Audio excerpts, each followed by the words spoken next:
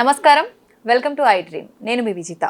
ప్రస్తుతం మనతో పాటు ఉన్నారు శ్రీ విద్యా ఉపాసకులు, ప్రముఖ జ్యోతిష్యులు గుండెపూడి శివసుధీర్ శర్మ గారు. ఇప్పుడు గురుగారితో మాట్లాడి మనకున్న సందేహాలన్నింటినీ నివృత్తి చేసుకుందాం. నమస్కారం గురుగారు. శ్రీమాత్రే నమః. శ్రీ గురుభ్యో నమః. గురుగారు, శ్రావణ మాసం వచ్చిందనగానే ప్రతి ఫ్రైడే కూడా ఒక పెద్ద పండగలాగా జరుపుకుంటుంటారు ఆడవాళ్ళు ఎక్కువగా. ముఖ్యంగా రెండవ శుక్రవారం వరలక్ష్మి వ్రతం అని చేసుకుంటూ ఉంటారు. నిజంగా ఇది ఎప్పటి నుంచి ఒక ఆనవాయితీగా వస్తోంది వరలక్ష్మి వ్రతం జరుపుకోవడం అనేది? ప్లస్ ఆ ఒక్క వారమే మనం ప్రత్యేకంగా చేసుకోవాలా? చాలా మంది ప్రతి శుక్రవారం పాటించకుండా ఓన్లీ ఆ ఒక్కరోజు చేసుకుంటారు, తర్వాత నార్మల్గా ఉంటుంటారు. లేదు మొత్తం అన్ని వారాలు చేసుకోవాల్సిందనా? అసలు ఏంటి శ్రావణ మాసాల్లో ఉండే ఫ్రైడే విశిష్టత గురించి తెలియజేయండి. శ్రావణ మాసం అంటేనే ఆడవాళ్ళకు పండుగ రోజులు. నిజంగానే ఓ మాట చెప్పాలి అంటే ప్రతి ఇంట్లో చక్కగా పచ్చడి తోరణాలు ఉంటాయి. మంచి కార్తీక మాసం, శ్రావణ మాసం చూడండి, మనం ఏ ఇంటి ముందు నుంచి వెళ్తున్నా అగరబత్తుల సువాసన, సుగంధ పరిమళాలు వెదజల్లుతూ ఉంటాయి మనకి. అంటే ఒక దైవీకమైనటువంటి మాసం. కార్తీక మాసంతో సమానంగా ఉండేటువంటి మాసం మనకి ఎక్కువగా శ్రావణ మాసాన్ని ఎక్కువగా బాగా చేస్తూ ఉంటారు. దైవిక మాసం అంటారు. దైవికమైనటువంటి శక్తులు ఎక్కువగా కలిగినటువంటి మాసం. అలాగే మనం కార్తీక మాసంలో ప్రతిరోజు ఎంత పవిత్రంగా చేస్తామో, శ్రావణ మాసంలో కూడాను ప్రతి వారానికి ప్రతి రోజుకు ఒక విశిష్టత ఉంటూనే ఉంటుంది తప్పనిసరిగా. శ్రావణ మాసం అనగానే మనకి ఇప్పుడు మనం చంద్రుణ్ణి ఏమని పిలుస్తాం? చందమామ అంటాం. ఎందుకు? ఆయన మామ ఎందుకు, ఎట్లా అవుతాడు మనకి? ఎలా అవుతాడు తెలియదు కదా.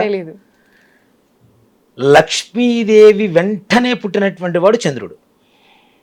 క్షీరసాగర మదనంలో లక్ష్మీదేవి వెంటనే పుట్టినటువంటి వాళ్ళు ఎవరు అంటే చంద్రుడు. అమ్మ తమ్ముడు ఏమవుతాడు? మామ అవుతాడు. అందుకని మనం చందమామ అని పిలుస్తాం. లక్ష్మీదేవి అమ్మ, అమ్మ తమ్ముడు మనకు మామే కదా, అందుకని చందమామ అని పిలుస్తారు చంద్రుడిని. చంద్రుడు ప్రధానంగా కలిగినటువంటి మాసమే శ్రావణ మాసం. శ్రవణ నక్షత్రం అంటే అధిపతి చంద్రుడు. మానసికమైనటువంటి అప్రశాంతతను పోగొట్టి ప్రశాంతతనిచ్చేటువంటి వాడు చంద్రుడు. కాబట్టి ఈ మాసం మొత్తాన్ని కూడా చంద్రుడు అధిపతిగా ఉంటున్నాడు. కాబట్టి శ్రావణ మాసం లక్ష్మీదేవికి ఇంకాస్త ఇష్టం. ఇప్పుడు భర్త ఒక 1000 కోట్లు సంపాదించి ఇల్లు మొత్తం బంగారంతో తయారు చేసిన ఆడపిల్ల పెళ్లి చేసేటప్పుడు పుట్టింటి వాళ్ళు తెచ్చే కాటన్ చీరైనా సరే చాలా ప్రేమగా ఉంటారు. ఎంతో విలువైనది కదా. మరి లక్ష్మీదేవికి తమ్ముడైనటువంటి చంద్రుడు ఆయనకి ఇష్టమైనటువంటి మాసం అంటే అమ్మవారికి కూడా ఇష్టమే కదా. పుట్టింటి వారికి చెందినటువంటి ఆయన కదా చంద్రుడు. కాబట్టి ఈ శ్రావణ మాసం లక్ష్మీదేవికి చాలా విశేషమైనటువంటిది. అలాగే శుక్రవారం, మనం లక్ష్మి అంటేనే శుక్రవారంగా భావిస్తూ ఉంటాం. లక్ష్మీ అమ్మవారు అనేక రకాలుగా మనకి అనుగ్రహాన్ని కలుగు చేస్తుంటుంది. అలానే గురువారం కూడా లక్ష్మీవారం అని చెప్పి పిలుస్తూ ఉంటాం. శుక్రవారం రోజున ఎవరికి డబ్బులు ఇవ్వం, ఎవరు ఇవ్వరు తొందరగా. కొన్ని వస్తువులు ఇంట్లో కొనుక్కొచ్చుకోం కదా. అంటే అలక్ష్మి లక్ష్మి ఇద్దరు అక్కజెళ్ళాడు. జ్యేష్ఠాదేవి లక్ష్మి అక్కజెళ్ళాడు. ఆవిడున్న చోట ఈవిడ ఉండదు, ఈవిడున్న చోట ఆవిడ ఉండదు. కాబట్టి ఏదైతే శుక్రవారం రోజున చేయకూడని పనులు ఉంటాయో అవి చేయకుండా అమ్మవారికి ప్రీతికరమైనటువంటి మంగళకరమైనటువంటి పనులు చేస్తూ ఉంటారో ఆ ఇంట్లో లక్ష్మీదేవి తప్పనిసరిగా తిష్ట వేసుకొని కూర్చొని ఉంటారు. మరి ఏంటి అమ్మవారికి ఇష్టమైనవి చెప్తా. మనకి శ్రావణ శుక్రవార వ్రతంలో కూడా వరలక్ష్మి వ్రతంలో అసలు ఎప్పుడు పుట్టుకొచ్చింది అనేటువంటి చాలా మందికి ఉన్నటువంటి సమస్య. ఇందాక మీరు అడిగినటువంటి ప్రశ్న కూడా. అవును గురుగారు. పార్వతీ అమ్మవారు పరమేశ్వరుని అడుగుతూ ఉంటుందిట, అసలు మానవలోకంలో సకల జనాలు కూడాను ఏ రకమైనటువంటి దారిద్ర్య బాధలు పడకుండా ఉండాలి అంటే ఎలాంటి వ్రతం చేస్తే మనకి లక్ష్మీదేవి అనుగ్రహం కలుగుతుంది వీరందరికీ. వాళ్ళు అనుకునేటువంటి వరాలన్నీ కూడా నెరవేరుతూ ఉంటాయి, వాళ్ళకి వస్తూ ఉంటాయి. నాకు ఒకసారి సెలవు ఇవ్వమని చెప్పి అడిగితే అప్పుడు ఈశ్వరుడు చెప్తాడు, ఒక కాశీ నగరంలో చారుమతి అనేటువంటి ఒక స్త్రీ, ఈవిడ వివాహమయ్యి, అంటే ఇలాంటి వాళ్ళకే లక్ష్మీదేవి అనుగ్రహం కలుగుతుందని చెప్పడమే ఆ కథ యొక్క పరమార్థం కూడా. భర్తని భగవంతుడితో సమానంగా, అత్తమామల్ని తల్లిదండ్రుల కంటే ఎక్కువగా ప్రేమగా, ఇంట్లో ఉండేటువంటి అన్ని పనులు చక్కదిద్దుకుంటూ, పిల్లల్ని మంచిగా చూసుకుంటూ, భర్తని పతిదేవుడు, దేవుడు అని చెబుతుంటాం కదా, పతిదేవుడు అంటాం కదా, అలాంటి దేవుడి స్వరూపంలో భర్తను చూసుకుంటూ అత్తమామల్ని కూడా మంచి ప్రేమగా చూసుకుంటూ ఎవరైతే ఉంటారో అలాంటి వారి పట్ల లక్ష్మీదేవి అనుగ్రహం తొందరగా కలుగుతుంది. ఓకే. కాబట్టి ఆవిడికి ఒక శ్రావణ మాసం ముందుగా కొన్ని రోజుల ముందు కలలో సాక్షాత్కరించి చెప్పిందట వరలక్ష్మి అమ్మవారు, ఆహా. నేను వరలక్ష్మీదేవిని, ఆ. శ్రావణ మాసంలో పౌర్ణమి ముందు వచ్చేటువంటి శుక్రవారం ఏదైతే ఉంటుందో ఆ రోజున నన్ను పూజిస్తే నీకు అన్ని సంపదలు కలుగుతాయి అని చెప్పి కలలో కనబడితే, కలలోనే అమ్మవారికి ఈవిడ ప్రదక్షిణాలు చేసి పూజ చేస్తే తెల్లవారిన తర్వాత స్వప్నం అంతా కూడా అయిపోయింది. అందరితో చెప్పింది ఈవిడ, ఇట్లా నాకు ఇట్లా స్వప్నం వచ్చింది, రాత్రి కలలో అమ్మవారు కనబడింది అంటే ఆ వ్రతం మీద అందరం చేద్దాం అని చెప్పి ఊళ్ళో ఉండేటువంటి ఆడవాళ్ళంతా కూడా కూడగట్టుకొని ఎదురు చూసి శ్రావణ మాసంలో పౌర్ణమి ముందు వచ్చేటువంటి శుక్రవారం ఏ వారం అయితే ఉందో ఆ శుక్రవారం రోజున ఈ రోజే కదా అని చెప్పేసి పొద్దున్న అందరూ లేచి చక్కగా స్నానాలు చేసి ఒక దేవతా స్థలాన్ని వెతుక్కొని వరలక్ష్మి అమ్మవారిని ఆవాహన చేసి అమ్మవారికి చక్కగా కంకణాలు ఇవన్నీ కూడా పోసి ఒక పురోహితుడికి ఇవన్నీ అమ్మవారికి కావాల్సినటువంటి నివేదనలన్నీ కూడా తీసుకుని వెళ్ళారట. పంచపక్ష ప్రమాణాలు ఒక్క ఇంట్లోంచి ఒక్కొక్క రకమైనటువంటి పదార్థాలన్నీ కూడా వండుకొని తీసుకుని వెళ్ళి అమ్మవారు పూజ చేసుకున్న తర్వాత ప్రదక్షిణం చేస్తూ ఉంటే మనం కథలో వింటూ ఉంటాం. ఓ ప్రదక్షిణం చేయగానే వాళ్ళకి కాళ్ళకి గజ్జెలు గల్లుగలుమని ఒక శబ్దంతో గజ్జెలు వచ్చినాయట. అందరూ చూసుకుని ఆశ్చర్యపడ్డారు. రెండో ప్రదక్షిణ చేయగానే చేతి మొత్తానికి దగదగమైనటువంటి బంగారు ఆభరణాలు వచ్చేసినాయట. మూడో ప్రదక్షిణం చేసేసరికి వారు ఉన్నటువంటి ప్రదేశము వాళ్ళ ఇల్లు మొత్తం కూడా సువర్ణమయమైపోయింది వరలక్ష్మీదేవి అనుగ్రహంతో. వీళ్ళందరూ ఇంటి దగ్గర నుంచి నడుచుకుంటూ ఇవన్నీ తీసుకొని వచ్చి వరలక్ష్మీ వ్రతాన్ని చేయడానికి వచ్చినటువంటి స్థలానికి వీళ్ళందరినీ తీసుకెళ్ళడానికి గజ రథ తురగాలు, ఏనుగులు, ఒంటెలు, అలాగే రథాలు ఇవన్నీ కూడా వీళ్ళందరినీ తీసుకెళ్ళడానికి ఈ పూజ చేసుకున్నటువంటి ప్రదేశానికి వచ్చినాయి. అంటే వరలక్ష్మీదేవి అనుగ్రహం అనేది అంత విశేషంగా ఉంటుంది. ఈ వ్రతాన్ని చారుమతి అయినటువంటి స్త్రీకి కల్లో కనబడి అమ్మవారు చెబితే వీళ్ళందరితో చేయిస్తే ఇలా ఎవరైతే రెండవ శుక్రవారం రోజున పౌర్ణమి ముందు వచ్చేటువంటి శుక్రవారం రోజున వరలక్ష్మీ వ్రతాన్ని చేస్తారో వారందరికీ కూడాను ఈ కథ వినడం ద్వారా పూజ చేసుకోవడం ద్వారా వరలక్ష్మీదేవి అనుగ్రహం సంపూర్ణంగా కలుగుతుంది అని చెప్పి పరమేశ్వరుడు పార్వతీదేవికి చెప్పినటువంటి వ్రత విధానం ఇది. లక్ష్మీ అమ్మవారికి అష్టోత్తరం పూజ చేసి చక్కగా 5 ముడులు ఉండేటువంటి కంకణాన్ని అమ్మవారు కూడా సమర్పించుకొని పూజ చేయించినటువంటి బ్రాహ్మడికి ఇవ్వటం, అలాగే పిండి వంటలు చేసినటువంటి వంటలు కూడా బ్రాహ్మడికి వాయనం ఇవ్వటం, ముత్తైదుని పిలుచుకొని వాళ్ళు కూడా వాయనం ఇచ్చుకొని అమ్మవారికి పూజ చేసుకుంటే అది కూడా చాలా మంది సాయంకాలం సమయంలో కొంతమంది చేస్తుంటారు, కొంతమంది ఉదయం సమయంలో చేస్తుంటారు. వాళ్ళకు ఉండేటువంటి అవకాశాన్ని బట్టి చేసుకోవచ్చు, ఉదయమైనా చేసుకోవచ్చు, సంధ్యా సమయంలో లక్ష్మీదేవి అనుగ్రహం కూడా ఉంటుంది కాబట్టి సంధ్యా సమయంలో కూడా చేసుకోవచ్చు. ఇలా ప్రతి శుక్రవారం అంటే ప్రతి శ్రావణ వరలక్ష్మి వ్రత శుక్రవారం ఏదైతే పౌర్ణమి ముందు వచ్చేటువంటి శుక్రవారం ఉంటుందో ఆ రోజున చేసుకోవడం అనేది ఆనవాయితీగా వస్తూ ఉన్నది. ఇలా కాకుండా ఆ రెండో శుక్రవారం ఏదైనా ఇబ్బంది వచ్చింది, 3వ శుక్రవారం చేసుకోవచ్చు, పర్వాలేదు. లేదు అప్పుడు కూడా ఇబ్బంది కలిగింది, 4వ శుక్రవారం చేసుకోవచ్చు. దాంట్లో ఏమాత్రం కూడా సంశయం లేదు. చాలా మంది ఈ సంవత్సరం చేసుకోలేకపోయామే అనేటువంటి ఒక బాధతో ఉంటారు. కొంతమంది నిజంగా నేను కొన్ని ఇళ్లలో చూస్తుంటా వరలక్ష్మీ వ్రతం అనేది వాళ్ళ ఇంట్లో అతి పెద్ద పండుగగా చేసేటువంటి వాళ్ళు కూడా చాలా మంది ఉన్నారు. అవును గురువు గారు ఉన్నారు. చాలా ఎంతో ఖర్చు పెట్టుకొని అమ్మవారిని అలంకరించుకొని చక్కగా వాళ్ళ ఇష్టం మొత్తం అమ్మవారిని చూస్తేనే అర్థమైపోతుండేది మనకి, అంత చక్కగా అలంకరించుకుంటారు. ఈ అమ్మవారికి కూడా తప్పనిసరిగా విఘ్నేశ్వర పూజ చేస్తాం వరలక్ష్మీ వ్రతం చేయాలంటే. కలశం అది వెండిది కావచ్చు, ఇత్తడిది కావచ్చు, రాగిది కావచ్చు, కనీసం మట్టి పాత్ర అయినా సరే, ముంతలు ఉంటాయి కదా, ముంతలో అయినా సరే పెట్టవచ్చు. మృన్మయ పాత్ర అంటారు మట్టిని. ఆ మృన్మయంలో కూడా అమ్మవారు ఉంటుంది, లక్ష్మీదేవి ఉంటుంది. కాబట్టి మట్టి పాత్ర అయినా సరే పెట్టుకొని దాంట్లో కొద్దిగా ధాన్యం పోసుకొని మామిడాకులు పెట్టుకొని కొబ్బరికాయ పెట్టి దాని మీద ఒక రవిక గుడ్డ చక్కగా త్రికోణంలాగా మనం మడత పెట్టుకొని అమ్మవారిని అక్కడ పెట్టేసుకొని అమ్మవారిని ఆవాహనం చేసి అమ్మవారికి అష్టోత్తరంతో పూజ, పుష్పాలు నిజంగానే ఇవాళ రోజున ఓ మాట చెప్పాలంటే శ్రావణ శుక్రవారం రోజున 50 గ్రాములు 100 రూపాయలు అమ్ముతున్న రోజులు కూడా ఉన్నాయి. అందరికి అందుబాటులో ఉండవు కదా, ఉన్నవాళ్ళు తీసుకుంటారు. 50 గ్రాములు మనకి ఎటు చాలు, ఇన్ని పూలు వస్తాయి 50 గ్రాములకి ఎటు చాలు. ఏం చేయాలి? చాలా మంది రెక్కలు విప్పి పూజ చేస్తుంటారు. అలా చెయ్యకూడదు. ఒక పుష్పం అలా వికసించింది అంటే వికసించిన దాన్ని నువ్వు మొత్తం వినాశనం చేస్తుంటే అక్కడ ఏముంటుంది? అందుకనే పుష్ప విలాపం అని ఒక విలాపం ఉంటుంది. అంటే పువ్వు ఎలా బాధపడుతుంది అనేది పుష్ప విలాపం. ఒక ఆయన రాశారు. అది ఎలా అంటే భగవంతుడి దగ్గర పోయినప్పుడు ఆనందపడుతూ ఉంటుంది, కొన్ని చోట్ల మరణాల దగ్గరికి పోతుంటుంది, కొన్ని చోట్ల వేరే కార్యాలకు వెళ్తుంటుంది. కొన్ని చోట్ల ఆడవాళ్ళ తలలోకి వెళ్తూ ఉంటాయి కదా. అవును. ఆడవాళ్ళ తలలోకి వెళ్ళేటప్పుడు ఆడవాళ్ళని పుష్పాలు తిట్టుకుంటాయిట. దాంట్లో రాస్తాడు ఆయన. ఆహా. ఎలా అంటే నా గొంతుకి ఉరివేసి ఉమ్. వాళ్ళ జడల్లో తురుముకుంటున్నారు అని చెప్పి పుష్పం ఏడుస్తూ ఉంటుందిట. ఓకే. అంతే కదా, ఇట్లా మాల కడతాం కదా, మాల కట్టినప్పుడు ఉరి వేసినట్టే కదా, నిజంగానే. అంత బాధపడుతుందిట. పుష్ప విలాపం, విలాపం అంటే ఏడవడం, బాధపడటం. ఉమ్. పుష్పం ఎలా బాధపడింది అనేది పుష్ప విలాపం. ఓకే. సో ఇంత ఖర్చు పెట్టి మనం తెచ్చుకున్న తర్వాత దాన్ని విరిచేసి ఉమ్. ఆ రెక్కలతో పూజ చేయడం అనేది కూడా కరెక్ట్ కాదు. ఆ. ఎన్ని పుష్పాలు ఉంటే అన్ని పుష్పాలతోనే చేయి.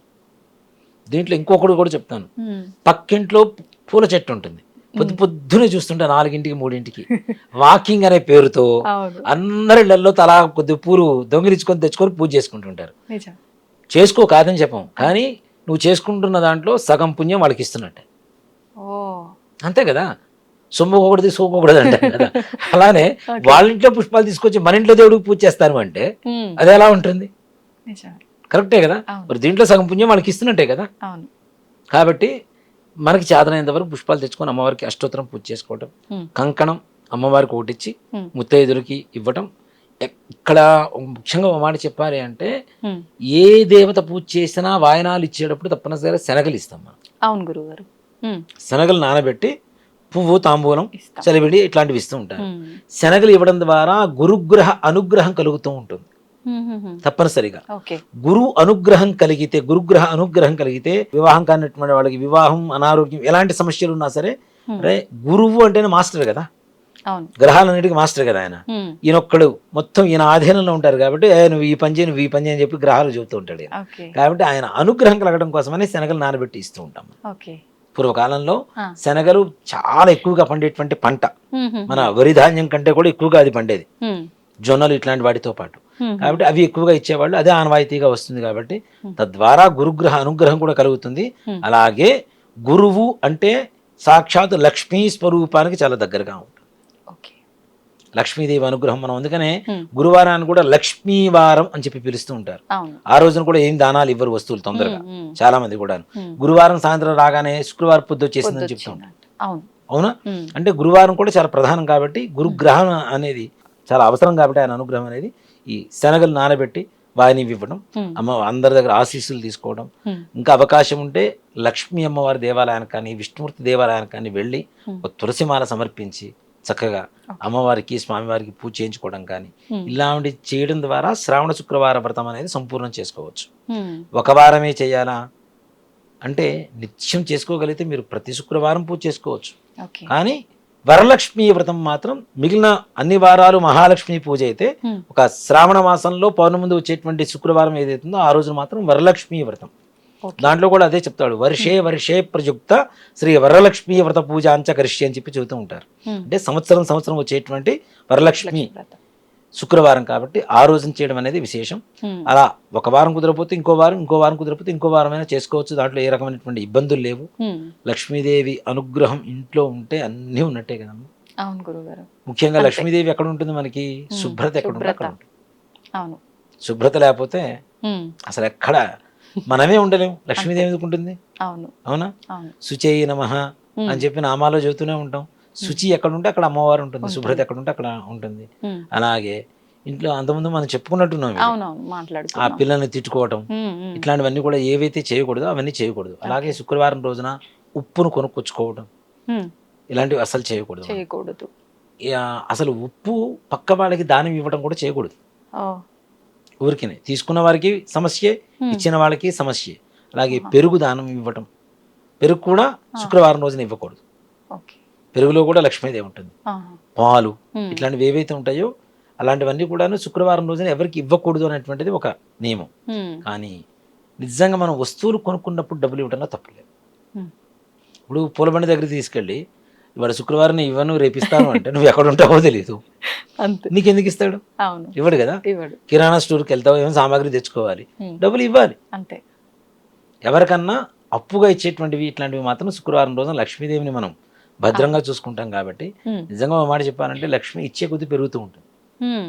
అంతే కదా, ఆ, ఆ. ఇచ్చే కొద్దీ పెరుగుతుంది. అవునవును. ఇప్పుడు నా దగ్గర 100 రూపాయలు ఉన్నాయమ్మా, 100 రూపాయలు ఖర్చు పెట్టాను, ఉమ్. 200 రూపాయలు అవసరం వచ్చింది, అది ఎలా సంపాదించాలో ఆలోచిస్తాను కదా నేను. అవును.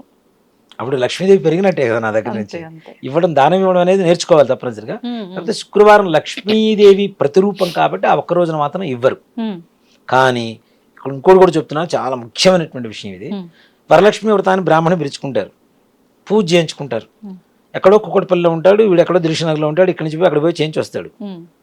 వరలక్ష్మి వ్రతం కదండి, శుక్రవారం మీకు డబ్బులు ఇవ్వమంటే బ్రాహ్మణుడు బాధపడితే బయటికి వెళ్ళిపోతే ఏముంటుంది నీకు? అసలు ఫలితం ఎక్కడ ఉంటుంది ఇంకా? అవునా? అవును. జగత్ సర్వం దైవాధీనం, తద్దైవం మంత్రాధీనం, ఉమ్, మంత్రాధీనం తన్మంత్రం బ్రాహ్మణాధీనం, బ్రాహ్మణం మమదేవత అని చెప్పి శాస్త్రం చెబుతూ ఉంది. ఆ, ప్రపంచం మొత్తం దేవుడి చేతిలో ఉంటే, దేవుడు మంత్రం చేతిలో ఉంటే, మంత్రం బ్రాహ్మణాధీనంలో ఉంది, బ్రాహ్మణే నా దేవుడు అని చెప్తుంది. వాడిని బాధపెట్టి బయటికి పంపించేసి రేపిస్తాను అంటే, ఉమ్, ఏ పనైనా చూడండి, చిన్న మనం ఏదైనా పని చేయించుకున్నాం, అది 100 రూపాయల పని, ఉమ్, మన దగ్గర 90 రూపాయలే ఉన్నాయి. ఉమ్, ఆ సమయంలో సజ్జస్కాలం అంటాం, ఆ సమయంలో వాడి చేతికి ఇస్తే వాడు మహా అయితే 90 రూపాయలు ఇచ్చారమ్మా అని చెప్పి సరే వెళ్ళిపోతాడు. ఉమ్, ఉమ్. కానీ 10 రోజుల తర్వాత తిప్పించుకొని 90 రూపాయలు నువ్వు ఇచ్చావంటే ఎంత తెచ్చుకుంటాడు? ఇంత దానికి ఎన్నిసార్లు తిప్పించుకుంది అంటాడు. అవును, ఇదేదో అప్పుడే ఇస్తే అయిపోయేది, ఎన్నిసార్లు తిప్పారు? బ్రాహ్మడికి సదక్షిణా సహిత తాంబూలం ఇవ్వడం అనేది తప్పు లేదు. ఉమ్, ఇక్కడ ముత్తైదులకి ఇస్తున్నాం, ఉమ్, మరి ముత్తైదులకి ఇచ్చినప్పుడు మరి లక్ష్మీదేవి బయటకు వెళ్ళలేదా వాళ్ళకి వాయనం ఇచ్చినప్పుడు? అవును, అవును. అలా కాదు కదా. ఉమ్, మొట్టమొదటిగా బ్రాహ్మణ్ణి పూజించిన తర్వాతనే మిగిలిన ముత్తైదులందరికీ కూడా వాయనం ఇవ్వమని చెప్పి శాస్త్రం చెబుతుంది. కాబట్టి ఉమ్, బ్రాహ్మణ్ణి యథావిధిగా పూజించి గంధ పుష్పాక్షరాలతో పూజించమని చెబుతుంది, గంధం పూయమని చెబుతుంది బ్రాహ్మడికి. ఆహా, తప్పనిసరిగా వ్రతం చేయించినటువంటి బ్రాహ్మడికి గంధం పూయాలి, ఉమ్, చక్కగా అక్షతలు వేయాలి, ఉమ్, అవకాశం ఉంటే పూలమాల వేయాలి, ఉమ్, ఆయన కాళ్ళు గడగాలి, చక్కగా అవకాశం ఉన్నంత వరకు ఏవైతే దానం ఇవ్వగలుగుతామో అవి ఇవ్వడం అనేది మంచిది. ఉమ్, ఎందుకంటే గోబ్రాహ్మణేభ్య శుభమస్తు నిత్యం లోకా సమస్త సుఖమో భవంతని శాస్త్రం చెబుతుంది. ఎక్కడైతే బ్రాహ్మణులు గోవులు సుఖంగా సంతోషంగా ఉంటారో ఉమ్, లోకా సమస్త సుఖనో భవంతు. అవును. అంటే నేను బ్రాహ్మణి కాబట్టి ఆ మాట చెప్తున్నాను కాదు, ఆ, ఎవరికైనా నా ఇంట్లో పిలిపించుకున్న బ్రాహ్మణికైనా నేను తప్పనిసరిగా అప్పటికప్పుడే సజ్జస్కాలంలో ఇచ్చి పంపిస్తాను. ఓకే. అలా ఇస్తేనే ఆనందంగా ఉంటుంది. ఉమ్, వాళ్ళ ఆశీర్వచనం ఏదైతే ఉందో సంపూర్ణంగా మనకు అందుతాయి. ఓకే. గురుగారు, ఇప్పుడు వరలక్ష్మి వ్రతం అనగానే చాలా మంది బ్రాహ్మణుల సమక్షంలో కాకుండా ఎవరికి వాళ్ళు ఆడవారు అలానే చేసుకుంటూ ఉంటారు. మరి అలా చేసుకోవడం లెక్కలోకి వస్తుందంటారా? అవకాశం ఉంటే, అంటే ఒకటమ్మా, బ్రాహ్మణులు అవకాశం ఉంటే బ్రాహ్మణులు తీసుకోవచ్చు. నిజంగా వరలక్ష్మి వ్రతం ఉంది, ఉమ్, హైదరాబాద్ లో 1,78,000 మంది పురోహితులు ఉన్నారు. ఉమ్, కానీ ఆ దాదాపు కోట్ల మంది, 2-3 కోట్ల మంది జనాభా ఉన్నారు. ఆ, దాంట్లో 2 కోట్ల మందిని తీసి పక్కన పెడదాం. ఈ 1,78,000 మంది పురోహితులు 1 కోటి మందికి ఒకటేసారి వ్రతం చేసుకుంటే ఎన్నిళ్ళకి పోతారు, ఎంతమందికి చేయిస్తారు? సాధ్యపడనిది. సాధ్యపడదు కదా. అవును, అవును. అక్కడ ఏంటంటే దీనివల్ల ఏమవుతుంది అంటే బ్రాహ్మణకి హడావుడి అయిపోతుంది. ఉమ్, ఉమ్, నేను ఇంటికి వస్తా, ఇంటికి రెడీగా ఉంటే నేను వస్తా, లేదంటే రాను అంతే. అవును. కదా. పొద్దున 6 దగ్గర నుంచి వ్రతాలు మొదలు పెట్టుకుంటే ఏం చేయించుకుంటూనే వెళ్తూనే ఉండాలి ఈ బ్రాహ్మణుడు. అవును, అవును, ఒకటి కుకట్పల్లిలో ఉంటే, ఇంకోటి దిల్షుక్ నగర్లో ఉంటుంది, ఇంకా ఎక్కడేమో మౌలాల్లో ఉంటుంది. అవును. మొత్తం త్రికోణం ఇట్లా తిరుగుతూ ఉండాలి మొత్తం హైదరాబాద్ మొత్తం. అంతే, అంతే. అది సాధ్యపడదు. ఆ, అలా లేనప్పుడు కనీసం మనం పుస్తకం పెట్టుకొని చక్కగా శ్రద్ధాభక్తులతో మనం చేసుకోవడం కూడా చేసుకోవచ్చు. దాంట్లో బ్రాహ్మణి రావాలి చేయించాలి అన్న ఇదైతే ఏం లేదు. ఉమ్, అవకాశం ఉంటే పిలుచుకోండి, ఉమ్. లేదు అనుకుంటే కనీసం ఇలా చేసుకోవడం అనేది ఉత్తమం. ఇప్పుడు చాలా మంది కలశం పెట్టాలా వద్దా అనే సందేహం ఉంటుంది. మీరు కూడా ఇందాక కలశం పెట్టుకోమని చెప్పారు. కలశం లేకుండా కూడా అమ్మవారిని అలంకరించి పూజ నైవేద్యాలు చేసుకోవచ్చా? పెట్టుకోవచ్చు తప్పనిసరిగా. ఓకే. దాంట్లో ఏమాత్రం కూడా సంశయం లేదు. కలశం పెడితేనే లక్ష్మీ అమ్మవారు వస్తుందా అంటే, ఉమ్, మరి దీంట్లో దేవుడు పటాలు ఉండడం అనవసరం కదా. అవును కదా. ఉమ్, కాబట్టి లక్ష్మీదేవి పఠాన్ని పెట్టుకొని అయినా పూజ చేసుకోవచ్చు చక్కగా, దాంట్లో ఏమాత్రం కూడా సంశయం లేదు. ఉమ్, కాకపోతే లక్ష్మీదేవికి మనం ఎంతవరకు ప్రశాంతంగా చేయగలిగితే అంత ప్రశాంతతకి ఉమ్, ఒక 10 రెట్లు ఎక్కువగా మనకి లభించేటువంటి అవకాశం అమ్మవారు కలుగజేస్తుంది. ఉమ్. అదే ఓకే. ఏదో మనం ఇంట్లో చీదరతో ఆ. చేయాలి కాబట్టి చేస్తున్నాం అనే భావనతో ఉంటే అసలు చేయకుండా ఉండడం ఉత్తమం. ఉత్తమం. ఒకసారి మనం వరలక్ష్మి వ్రతం చేయడం స్టార్ట్ చేసిన తర్వాత మధ్యలో అంటే ఏదైనా ఆపాల్సి వచ్చి ఆ ఇయర్ చేయకపోతే మళ్ళీ నెక్స్ట్ ఇయర్ యథావిధిగా చేసుకోవచ్చు. చేసుకోవచ్చా గురుగారు? ఇప్పుడు ఆటంకం వచ్చినప్పుడు చేయమని ఎవరు చెప్పరు కదమ్మా. ఉమ్, ఉమ్, దాంట్లో ఏమాత్రం కూడా సంశయం లేదు. ఉమ్. ఆ సంవత్సరం కుదరలేదు, తదుపరి సంవత్సరం చేసుకోండి చక్కగా. చేసుకోవచ్చు. లక్ష్మీదేవి ఎలా పిలిచినా వస్తుందామా ఉమ్. తప్పనిసరిగా.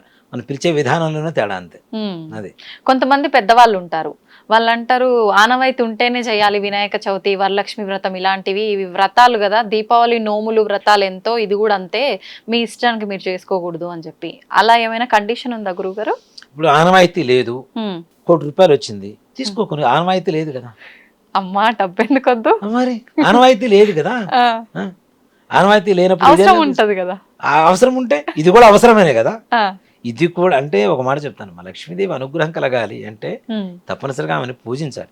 మనుషులు మనమే, ఆవిడ అంత బిజీలో ఉండి కూడా మన వైపు చూస్తుంది అంటే అవును. మనుషులు మనమే గట్టిగా 10 పనులు చేస్తే రాత్రి పడుకుంటాం. అలాంటిది దేవతలు అందరి మీద అనుగ్రహం కలుగు చేసేంత స్థితిలో ఉన్నప్పుడు ఆవిడికి మనం అంటే మనం పూజ చేసాము అనేటువంటి ఒక ఆనందకరమైనటువంటి వాతావరణానికి ఆవిడికి అందజేస్తే ఆవిడ మనకి అంతకు మించిన రెట్టింపు ఫలితాన్ని ఇస్తుంది. అవును గురుగారు. ఆనవాయితీ లేదు, ఇవన్నీ ఓ మాట చెబుతాను, మా పిచ్చి మాటలు. చాలా మంది మాకు లేదు ఆనవాయితీ. నాకు తెలిసిన ఒకళ్ళు ఉన్నారు, అమ్మ ఇలా చేయండి అమ్మా, మాకు లేదండి అంటారు. వస్తే డబ్బులు తీసుకోవడం ఆనవాయితీ ఉందండి, అది మాత్రం ఉంది. లక్ష్మీదేవి ఇంటికి వస్తే రావద్దని చెప్తామా? రావద్దని చెప్పలేం కదా. అలాగే దీంట్లో ఆనవాయితీలో 2 రకాలు ఉంటాయి. ముఖ్యంగా వరలక్ష్మి వ్రతం ఉంది. ఆ రోజున వ్రతం చేద్దామని వాళ్ళు ఏదో పూనుకున్నారు. వాళ్ళ ఇంట్లో ఎప్పుడో కొన్ని తరాల క్రితమో కొన్ని సంవత్సరాల క్రితమో ఏదో అశుభం జరిగింది. ఓకే. ఆ జరిగిన రోజు అది గుర్తుకొస్తుంది, వాళ్ళు బాధతో ఉంటారు కాబట్టి చేయాల్సిన అవసరం లేదు. ఓ మాట చెప్పాలండి. అలాగే 2-3 సార్లు చేశారు.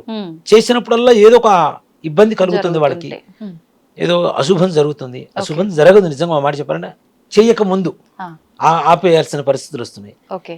అది ఆనవాయితీగా తీసుకుంటుంటారు కొంతమంది. అంతేకాని ఎక్కడ ఆనవాయితీ ఉంటేనే చేయాలి అనేటువంటి ఇది ఎక్కడా లేదు. చక్కగా లక్ష్మీదేవికి నిరంతరం చేసుకోవచ్చు. ఇలాంటి వరలక్ష్మి వ్రతం అనేది ఇంకా సంపూర్ణంగా ప్రశాంతంగా చేసుకోవచ్చు. గురుగారు, నైవేద్యాలు చాలా మంది అంటారు ఖచ్చితంగా అమ్మవారికి 9 రకాల నైవేద్యాలు, 11 రకాల నైవేద్యాలు నివేదన చేయాల్సిందే అని.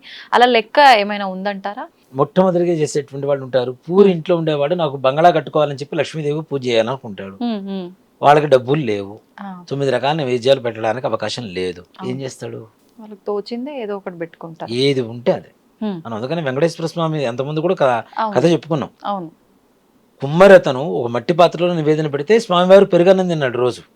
అలాంటిది మనం భగవంతుడిని మనస్ఫూర్తిగా చేయాలి, కానీ 9 రకాలు ఉంటేనే పూజ చేయమని ఎక్కడా లేదు శాస్త్రం. ఇప్పుడు ఒక 5 ముళ్ళు వేయమని చెబుతాం, 5 ముళ్ళకి పుష్పాలు ఏదో ఒకటి పెట్టాలని చూస్తాం. 5 పుష్పాలు కూడా దొరకలేదు, 5 ముళ్ళే వేస్తున్నారు కదా. అలాగే మనం చేస్తూ ఉంటే 9 కాదు, 9, 9, 18, 18, 18, 36 రకాలు నివేదన చేసేంత స్థాయికి అమ్మవారు మనల్ని తీసుకెళ్తుంది. ఆత్మ నివేదన చెయ్యకుండా ఎన్ని నివేదనలు చేసినా వృధానే. అవునా కదా? అవును. ఇక్కడ ఉండాలి. ఇది లేకుండా మనం ఎంత చేస్తే ఉంది, ఎన్ని నైవేద్యాలు పెడితే ఉంది, మొత్తం ఇంత కుంభం పోసి నైవేద్యం పెడతానన్నా కూడా ఉపయోగం లేదు కదా. అది తిను అంటే తినదు కదా. మన అమ్మకి ఇంట్లో ప్రేమగా ఎలా ముద్ద పెడతాం, మన పిల్లలకి ఎలా పెడతాం, అలా మనం ప్రేమగా పెడితే అమ్మవారు ఏది ఇచ్చినా తీసుకుంటుంది తప్పనిసరిగా. ఇన్ని నివేదన ఉండాలని గ్యారంటీ ఏం లేదు, అది మన అవకాశాన్ని బట్టి. అంతేగాని ఆ స్థాయికి అమ్మవారు మనల్ని తీసుకెళ్తుంది గ్యారంటీ. చెప్తున్నా కదా, 36 రకాలు చేసినా కూడా పెట్టే స్థాయికి తీసుకెళ్ళాలి అంటే అమ్మవారికి మన దగ్గర ఉండేటువంటి వాటితో మనం పూజ చేసుకుంటూ వెళ్ళిపోవటం. ఆత్మ నివేదన ముఖ్యం. అంతే. గురుగారు, ఇప్పుడు వరలక్ష్మి వ్రతం అంటే 2వ శుక్రవారం ఈ రకంగా మన పూజా విధానం వ్రతం అంతా అయిపోయింది. ఆ రోజు ఉపవాసం ఉండి సాయంత్రం చేసేవాళ్ళు పొద్దునంతా ఉపవాసం ఉండే సాయంత్రం వ్రతం చేసుకోవాలా? మళ్ళీ ఆ ఉపవాసం పూజ అనంతరం ముగించొచ్చా? మరుసటి రోజు ముగించాలి? రాత్రి పూట తప్పనిసరిగా తినాలి. మనం ఏదైతే పూజ పూర్తి చేస్తున్నామో ఆ రోజు భోజనం చేయమని మన శాస్త్రం చెప్తోంది. ఇప్పుడు మనం హోమాలు అవి కూడా చేస్తూ ఉంటాం కదా. పూర్ణాహుతి ఏ రోజైతే చేస్తామో ఆ రోజున 2 పూట్ల ఇంగిలి పడాలి తప్పనిసరిగా. ఉదయం రాత్రి 2 పూట్ల, మధ్యాహ్నం రాత్రి 2 పూట తప్పనిసరిగా భోజనం చేయాలి. వరలక్ష్మి వ్రతం అమ్మవారిని అంత ఇదిగా పెట్టుకొని మా కడుపులో బాధ పెట్టుకోవడం అనవసరం కదా. అమ్మవారికి నివేదన పెట్టింది ప్రసాదం తీసుకోవాలంటే మనం తినాల్సిందే. కాబట్టి చక్కగా రాత్రి పూట భోజనం చేయొచ్చు, పొద్దున పూజ చేసుకుని మధ్యాహ్నమే భోజనం చేసుకోవచ్చు. అమ్మవారికి నివేదన పెట్టినవి సాయంత్రం వరకు ఉండాల్సిన అవసరం లేదు. ఏదైనా ఎవరైనా వరలక్ష్మి వ్రతాన్ని పెట్టారు, అమ్మవారిని పెట్టారు, అక్కడ కూడా వెళ్ళి 2 అక్షతలు వేసి చక్కగా అమ్మవారిని నమస్కారం చేసుకొని దర్శనం చేసుకొని రావచ్చు. అట్లా 4 ఏళ్లకు వెళ్ళి రావచ్చు. అలా కూడా అమ్మవారి అనుగ్రహం కలుగుతుంది. ఈ కథ చేయడం, ఈ వ్రతం చేయడానికి అవకాశం లేకపోతే కనీసం కథ విన్నా కూడా అమ్మవారి అనుగ్రహం కలుగుతుంది అంటుంది. భక్తి శ్రద్ధలతో కథ విన్నా చాలు, ఆ చారుమతి కథ తప్పనిసరిగా వరలక్ష్మి అనుగ్రహం కలుగుతుందని చెప్తాం. ఆ రోజు ముఖ్యంగా ముత్తైదులకు వాయనం ఇస్తుంటారు కదా గురుగారు, ఖచ్చితంగా అంటే ఇంతే మందికి ఇవ్వాలి అని చెప్పి కౌంట్ ఉంటుందా? ఇంకో కొంతమంది అమ్మవారితో కలిపి ఇన్ని అని చెప్పి కౌంట్ పెట్టుకుంటారు, అట్లా ఉంటుంది? కౌంట్ ఏం లేదు, తక్కువలో తక్కువ కనీసం 5గురికి. అందరూ బిజీగానే ఉంటారు ముత్తైదులు ఆ రోజు, మరి కదా. అవును కదా, కాబట్టి కనీసం 5గురికి ఇవ్వడం మంచిది. అది కూడా అవకాశం లేదు, ఒక్కరికి ఇవ్వండి. అది ఉపయోగపడేటువంటి వాళ్ళకి ఇవ్వండి. ఇంకా వాయనంగా చీర ఇట్లాంటివి పెట్టి ఇంటి ఆడపడుచుకో, లేదంటే బీద పరిస్థితులు ఉండేటువంటి వాళ్ళకు వాయనం ఇవ్వండి ముత్తైదులకి. ఇంకా లక్ష్మీదేవి తొందరగా అనుగ్రహిస్తుంది మనకి, తద్వారా ఎదురు వాళ్ళకి సహాయం చేస్తున్నట్టే కదా. అవును అవును. కాబట్టి ఇంకా మంచి జరుగుతుంది. ఓకే. ఇంటి ఆడపడిచే మహాలక్ష్మి కాబట్టి మనకి అవును అవును. తప్పనిసరి ఆడపడిచిని పిలిపించండి, ఆమెకు బొట్టు పెట్టండి, మంచి చీర పెట్టండి, మంచిగా ప్రేమ భోజనం పెట్టండి. ఆవిడ ఆనందంగా ఇంట్లోంచి చెడిపోతుంటుంది, చక్కగా లక్ష్మీదేవి లోపలికి వస్తూ ఉంటుంది. ఓకే, సంతోషం గురుగారు. నిజంగా ప్రేక్షకుల డౌట్ల కన్నా ఎక్కువగా నాకే ఉన్నాయి ఈ టాపిక్ పైన. ప్రేక్షకుల తరఫున మీరు రిప్రజెంటేషన్ తీసుకున్నారు కాబట్టి నిజంగా తప్పనిసరిగా అడగడం మంచిదమ్మా. అంటే ప్రతి ఒక్కరికి లోపల ఉండేటువంటి సమస్యలు ఇవే, అవును, అనుమానాలు. ఏం పూజ చేయాలన్నా కూడా ప్రతి దాంట్లో ఒక అనుమానం ఉంటుంది. అది నివృత్తి కలక్క, చేస్తే ఏం పాపం వస్తుందో, చేయకపోతే ఏం వస్తుందో, ఈ భయానకమైనటువంటి పరిస్థితిలో ఉంటాం. అనుమాన స్థితిలో ఉండిపోతున్నారు. అవును. అలాంటి వాళ్ళకి ఇలాంటి క్లారిటీ ఇవ్వడం అనేది మంచిది కూడా. ప్రతి సంవత్సరం చేసినా మళ్ళీ నెక్స్ట్ ఇయర్ కి కొత్తగానే అనిపిస్తుంది. అంతే, తప్పనిసరి. ఏదో ఒక డౌట్ వస్తూనే ఉంటుంది, కొత్తగానే అనిపిస్తుంది. సంతోషం గురుగారు, నిజంగా నా డౌట్స్ అయితే అన్ని క్లియర్ అయిపోయాయి. శుభం. ధన్యవాదాలు. శ్రీమాత్రే నమః. శ్రీ గురుభ్యో నమః.